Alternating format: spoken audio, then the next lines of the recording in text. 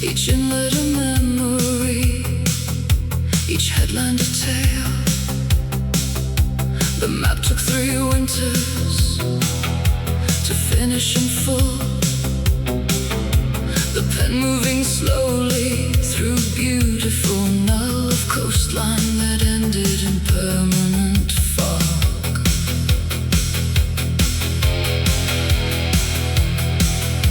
The inland terrain was a different affair, all mountain and ravine and cold open air. I named the great peaks after those I had lost, each summit a measure of what grief had cost in altitude, pressure and thinning of breath. Cartographer of grief, drawing the land that only the sorrowful fully understand. I chart every river of loss to the sea, the cartographer of grief, mapping only me.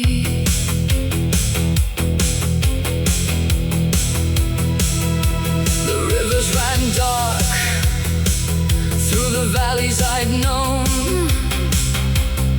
each tributary fed by a stone I'd carried and placed at the source of my pain.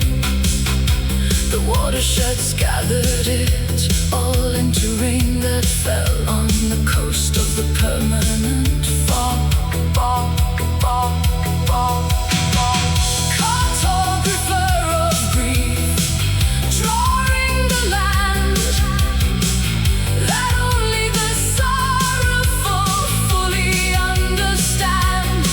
I chart every river of loss to the sea, the cartographer of grief, mapping only me.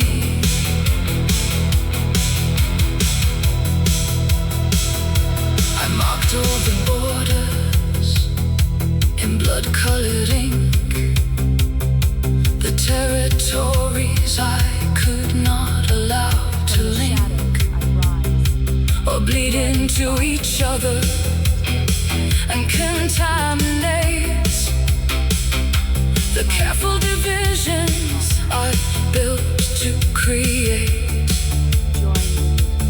some order inside the interior dark. When I am long gone, let the map be preserved, not framed and admired, but folded and curved back into the pocket of someone who knows that grief has a geography, that sorrow goes somewhere specific and deserves to be drawn. Cartographer of grief, drawing the land that only the sorrowful fully understand. I chart every river of loss to the sea, the cartographer of grief, mapping only me.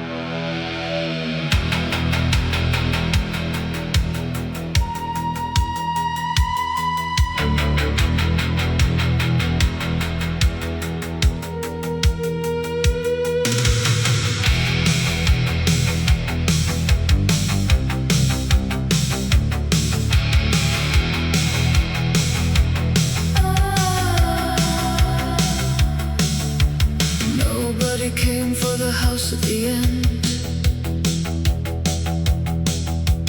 Nobody offered its silence to mend.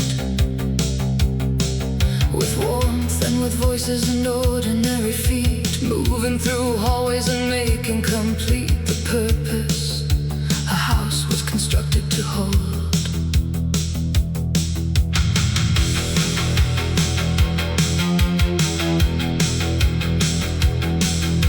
The windows grew blind with the years of neglect. The garden surpassed what a garden expects of beauty, and turned to a wilderness deep. The house held its emptiness close as asleep, that no one was there to disturb or receive. Requiem for the unloved house, standing alone. Its hallways are elegies, its walls are bone. No footstep has echoed in 20 cold years. Requiem for the unloved house, nobody hears.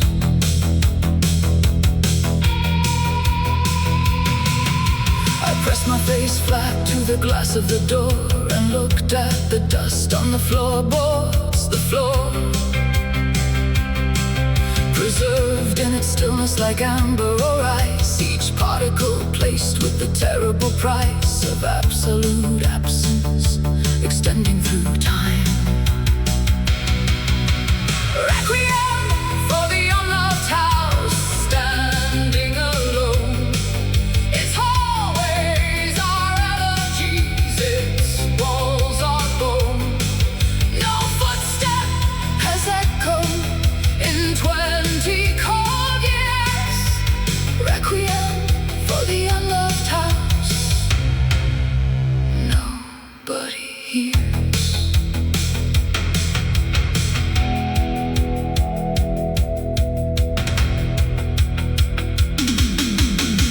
Still held all the ghost of a meal, half started and left as though something surreal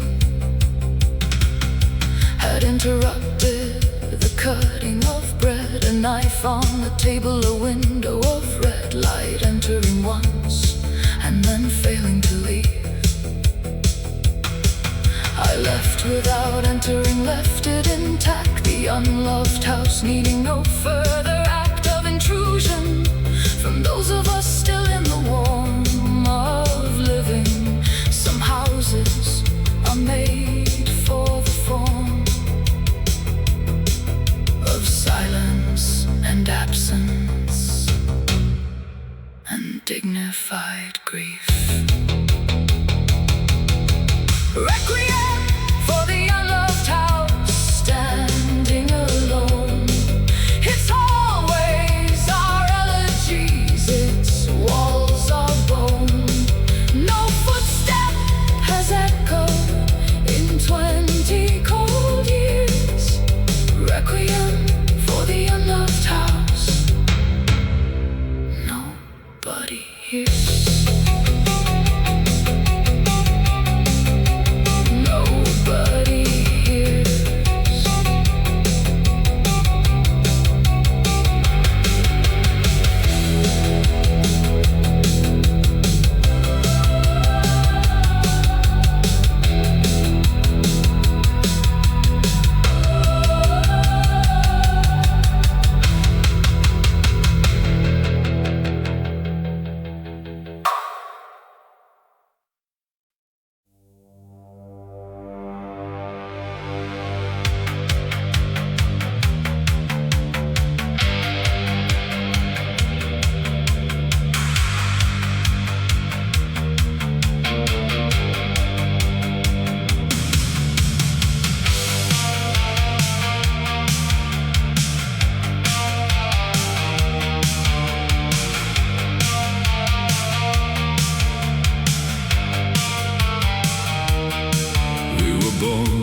shadow of old hanging trees.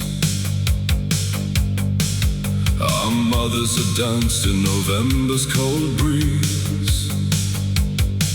We learned early what rope means, what oak means, what sky looks like from below when you're learning to die. By proxy, by history, by inherited dark.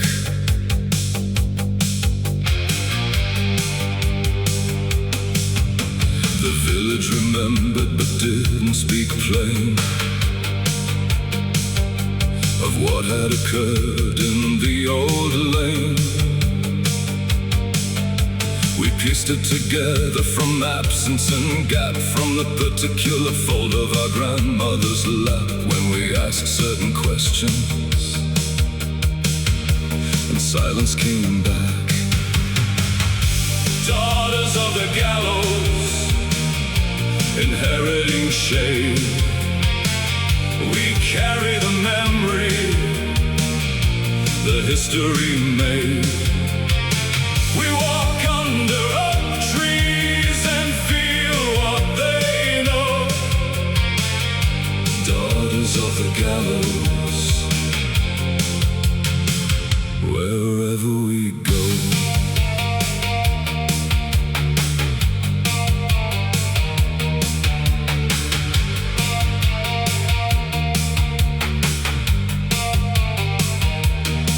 I found the court records behind a locked file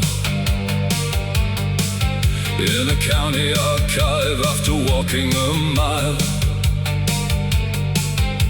of corridors stacked with the weight of the past. The names were all there in the ink that had lasted 3 centuries longer than those who were named.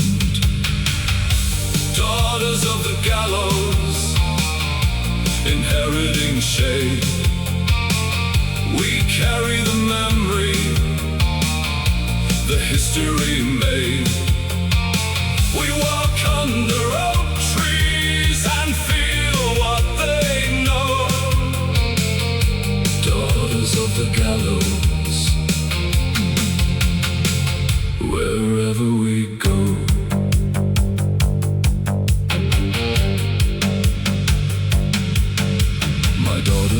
Once, why I whipped at old trees, why certain November mornings and certain cold breeze made me stand very still in the cup at the bow. I told her the truth, I am showing you how to carry a history and keep walking forward. The daughters of gallows grow taller than oak. We breathe through the history, we break and we spoke. Our names into record, we take back the dark. We trace in the courthouse the ink and the mark of those who were taken and still do not rest. Daughters of the gallows, inheriting shade, we carry the memory, the history made. We walk under oak trees and feel what they know. Daughters of the gallows, wherever we go.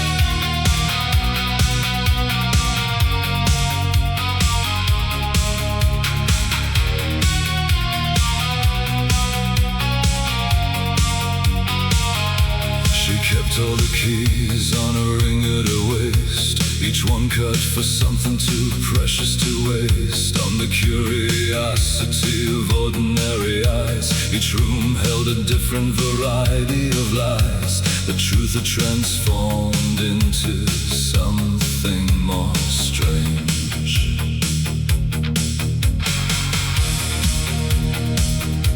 The smallest key opened the room of regret, arranged very neatly, not one item left without its proper position and name. The room of regret was the tidiest frame of sorrow she kept in the labyrinth there. Keeper of locked rooms, keeper of keys, she opens nothing for anyone but these. Cold evenings alone, when she walks every hall, the keeper of locked rooms, the mistress of all.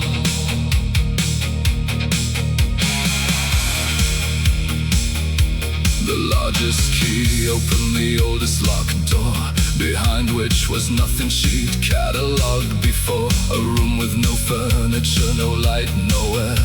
And yet when she entered, she always found there a warmth that she couldn't attribute to source.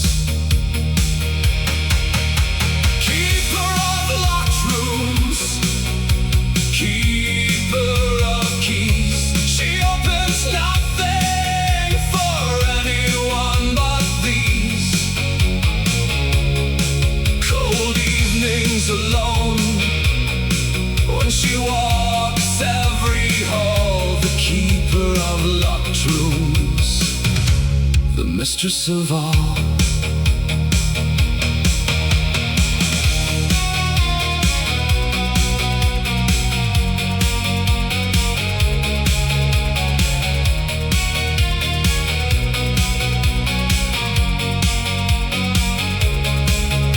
One evening she found that the keys had grown warm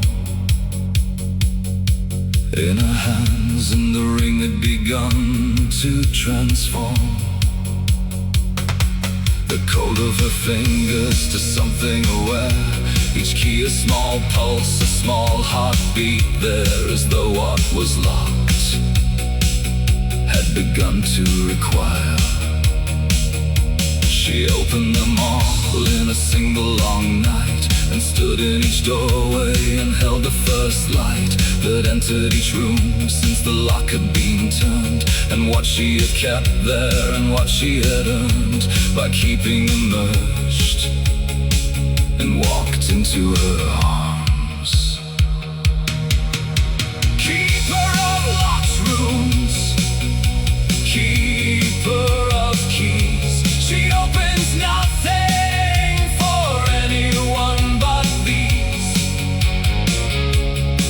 Cold evenings alone, when she walks every hall, the keeper of locked rooms, the mistress of all.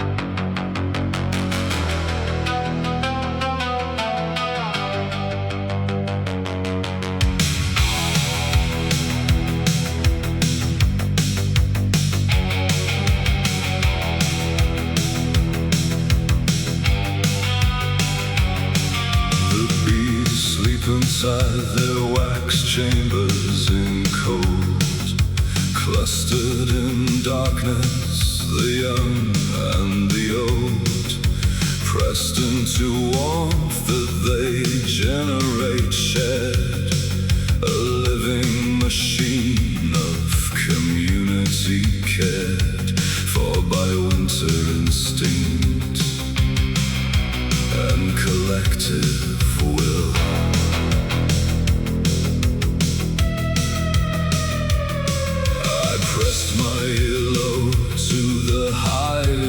December, hearing the hum of a dream to remember, a sound between breath and between memories reach the frequency life uses darkness to teach itself how to hold on through impossible cold.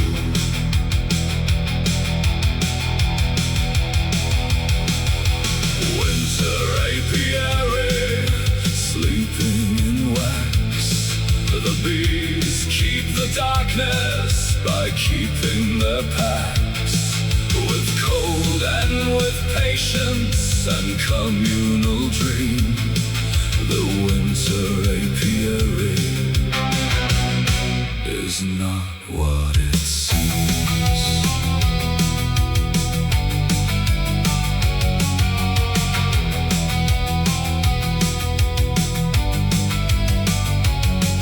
The queen at the center consumes her dark honey, the stores of the summer, the light and the sunny, abundance compressed into something that keeps the whole organism alive as it sleeps through months of obliterating cold and dark.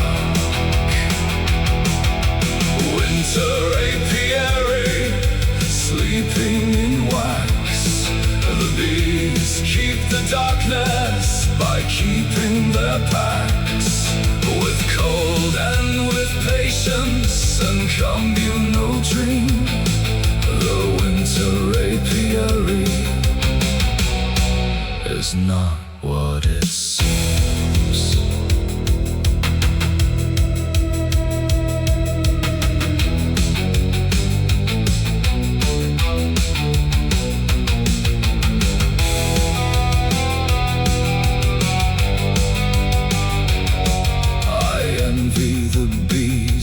Collective warm sleep, the way that they trust their whole lives to the keep of winter and instinct and the warmth they create by being together, by being the weight of living things pressing to stay alive.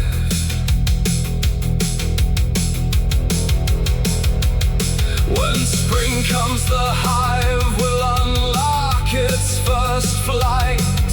One bee and then many ascending to light.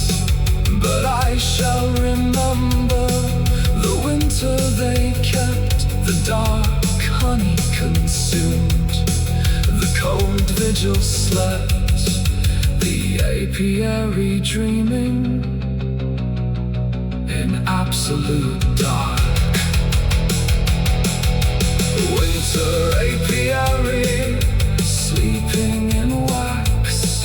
The bees keep the darkness by keeping their pacts. With cold and with patience and communal dream, the winter apiary is not what it seems.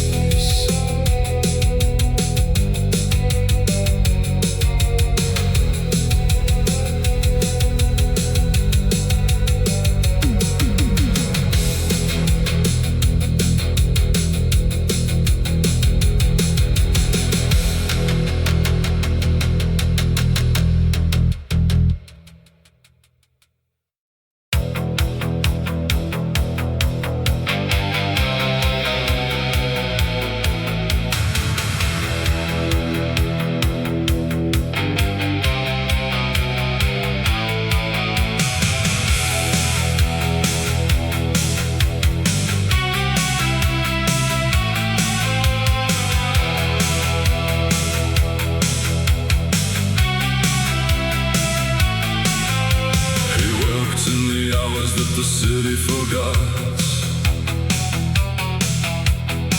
when churchyard fog settled on each given plot.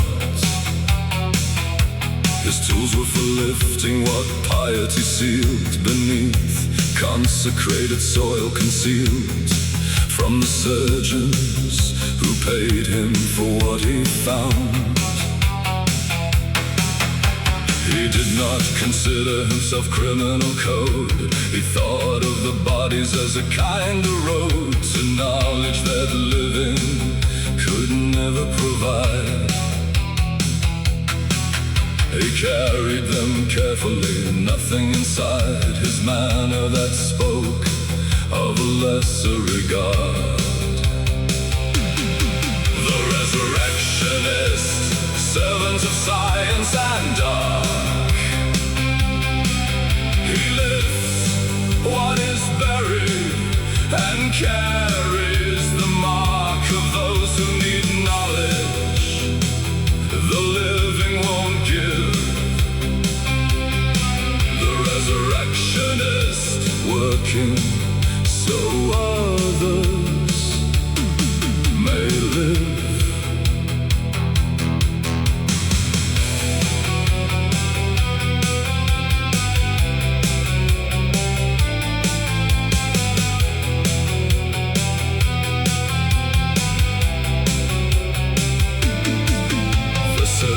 Who took what he brought to the door, asked nothing of origin, asking no more than the flesh be intact and the specimen whole. They paid him in silence and never the soul of thanks that his labor had rightfully earned. The resurrectionist, servant of science and dark. He lifts what is buried and carries the mark of those who need knowledge the living won't give. The resurrectionist working so others may live.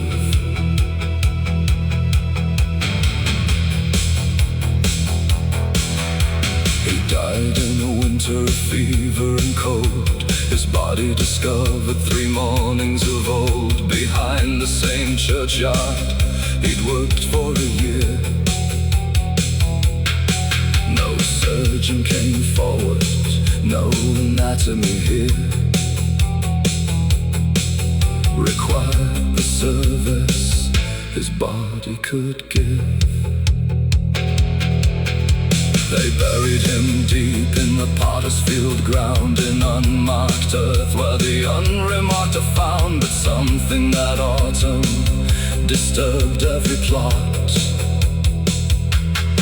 Within 20 yards of the grave that he got,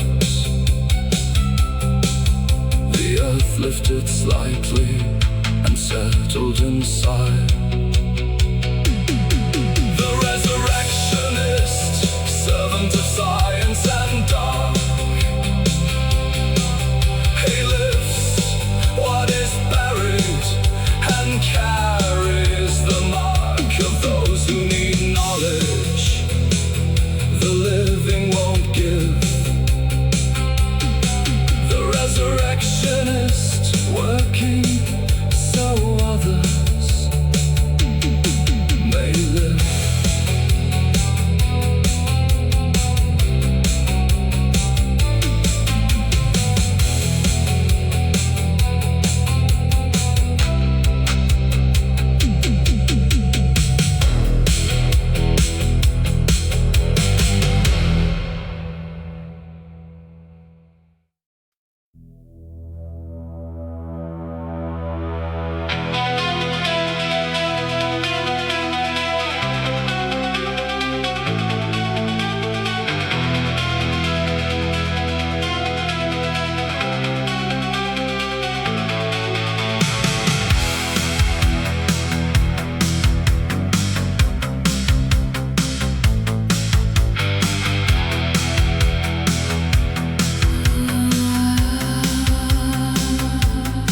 set up my furnace in the tower room north, and feathered the base metals grief brings forth. The lead of depression, the copper of shame, the iron of anger that has no name, except in the body where it burns without smoke. The alchemist's promise was gold at the end, a transformation that beauty could lend to what had been heavy and dark and opaque. I watched the metals in the crucible break down into their elements, honest and raw. Alchemy of sorrow, base metal to gold. The furnace burns hotter the more that I hold. The grief to the flame and refuse to let go. Alchemy of sorrow, the only way to grow.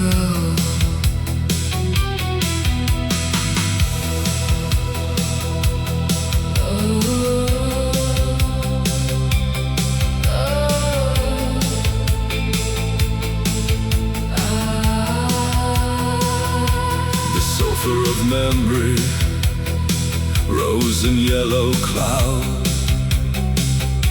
the mercury vapor, beautiful, proud, and poisonous shimmering through the dark air. I breathed in the process and became aware. The transformation requires all of this danger. Alchemy of sorrow, base metal to gold.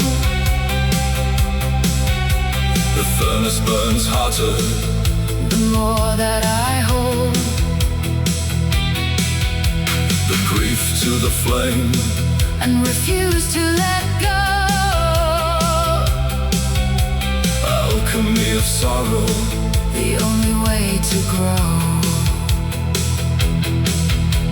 The gold when it came was not what I'd sought, not bright and not shining and not what was taught in the ancient text of the disciplines art. It was dark gold, the color of a stopping heart,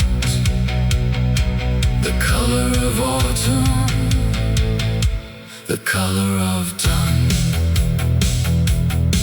But dark gold is still gold, transmuted and true. And what the furnace of sorrow burns through is not the raw grief, but the shell that it wore, the base metal casing around the real core of something refined by the alchemy's cost. Alchemy of sorrow, base metal to gold. The furnace burns hotter the more that I hold. The grief to the flame and refuse to let go. Alchemy of sorrow, the only way to grow.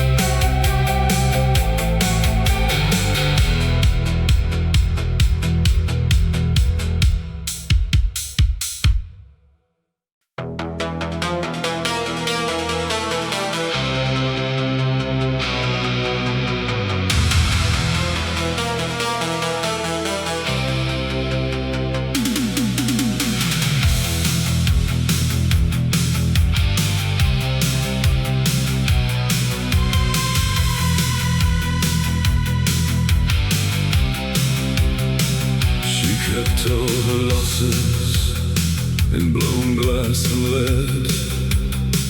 Each animal figure, a grief she had fed and shaped into something that light passed straight through. A unicorn for the impossible true, a deer for the innocence taken too soon. The glass caught the afternoon light as it moved through the cold of the room, and it smoothed and it grooved each animal's surface with fractured delight.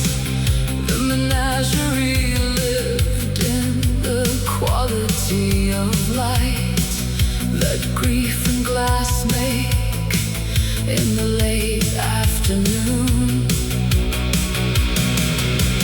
Glass menagerie, beautiful, thin, the fragile collection of what might have been.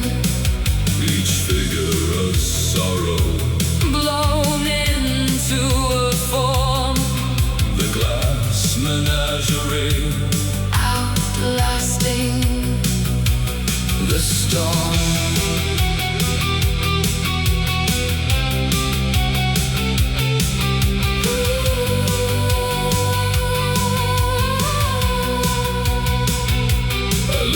The unicorn carefully once, its horn a sharp needle of glass made to front the world with a delicate, dangerous poise. It shivered in my hands without making noise, as though it remembered the furnace that made it.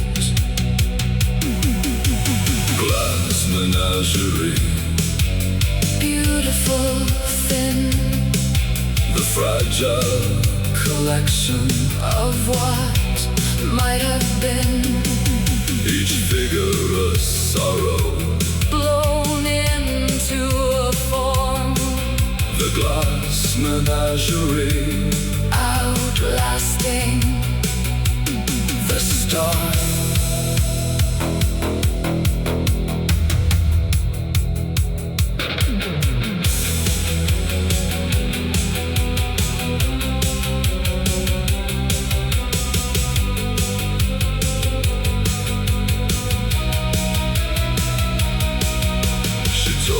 She made them in hospital rooms and waiting in corridors, in the long glooms between diagnosis and the next appointment. Her hands needed something to meet disappointment with beauty, with craft, with the breath to create.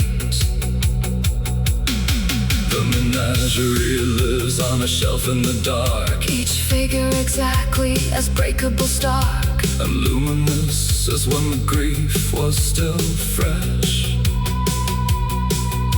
The glass holds a memory inside its mesh of molecules, permanent, cold, and transparent. Glass menagerie, beautiful, thin, the fragile collection of what might have been. Each figure a sorrow, blown into a form. The glass menagerie, outlasting the storm.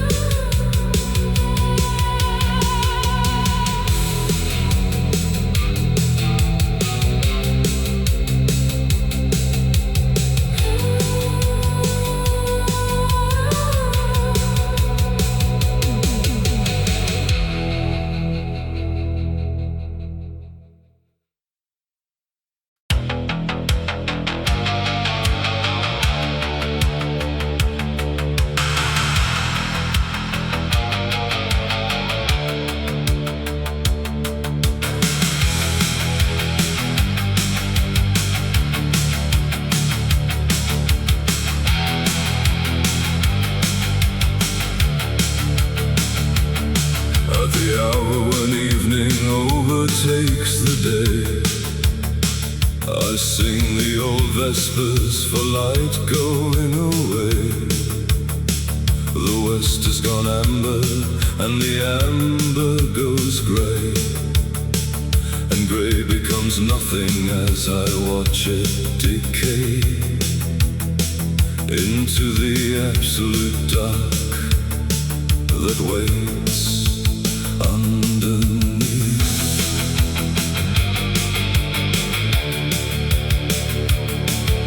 The vesper bell rings from a tower somewhere on the other side of the cold evening air. Its sound takes a full minute, crossing the field, arriving already diminished and healed of its sharpness by distance and temperature change. Vespers for the dying light, evening's last prayer, the darkness ascending through cold winter air. I sing for the daylight that cannot be saved. Vespers for the dying light, solemn and staved.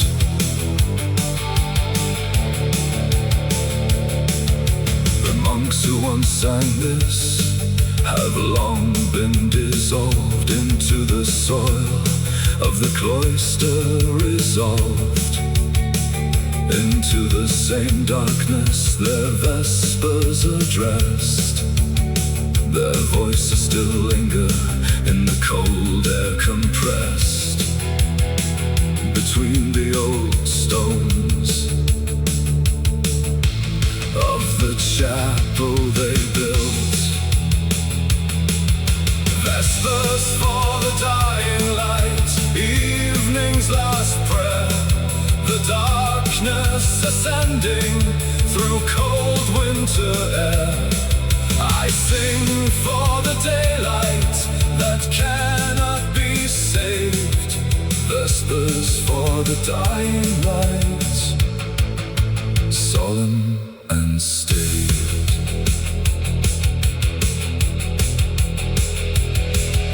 I learned all the verses in a language extinct. Before I was living, the syllables linked to something in the body that predates the brain, a sound that the body remembers in plain biological memory of ancient devotion. So every dark evening I stand in the cold and sing the old vespers that nobody told me I had to sing, but the singing continues because the light dies and because what remains is the voice and the darkness and the falling of day. Vespers for the dying light, evening's last prayer, the darkness ascending through cold winter air. I sing for the daylight that cannot be saved. Vespers for the dying light, solemn and staved.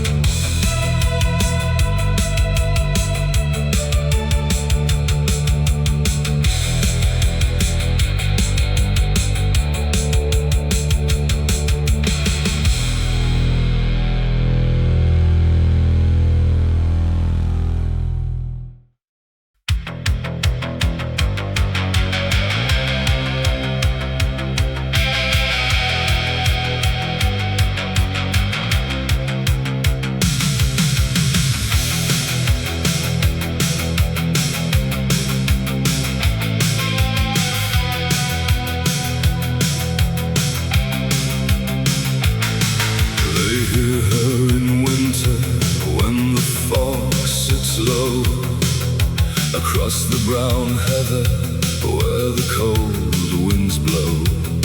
She moves through the bracken with no settled form, a grief made of vapor, a grief made of storm, a sound that the moor makes when memory speaks.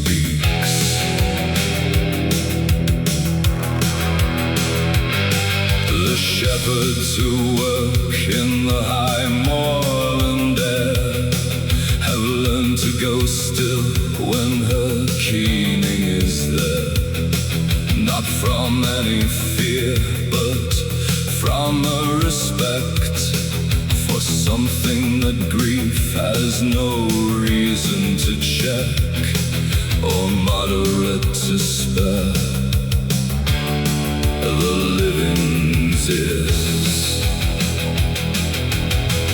The wailing woman of the moors cries free. Her grief has no ceiling, no boundary, no key. She wails for the ones that the moor has kept down. The wailing woman of the moors wears her crown.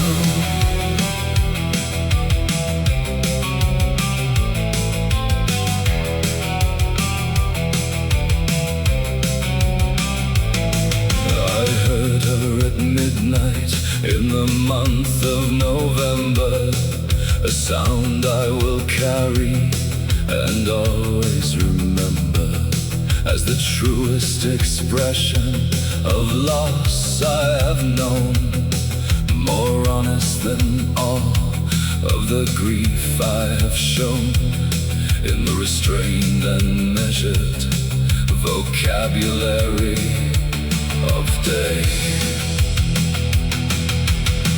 The wailing woman of the moors cries free. Her grief has no ceiling, no boundary, no key.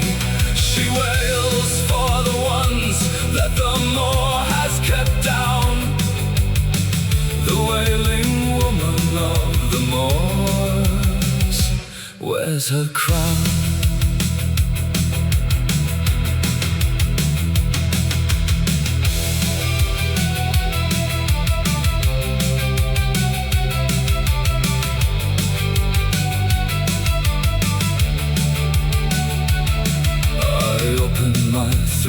On the cold moorland hill, and added my voice to the sound of her will.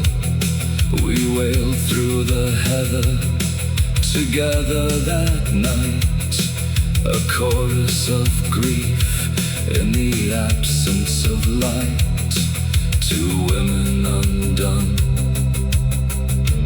by the weight of their love.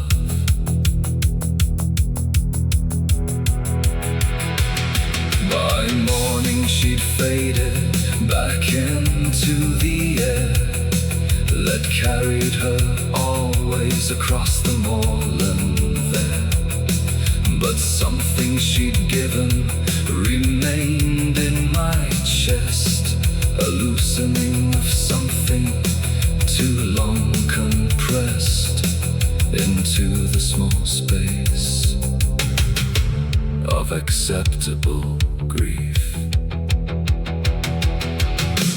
The wailing woman of the moors cries free. Her grief has no ceiling, no boundary, no key. She wails for the ones that the moor has kept down. The wailing woman of the moors wears her crown.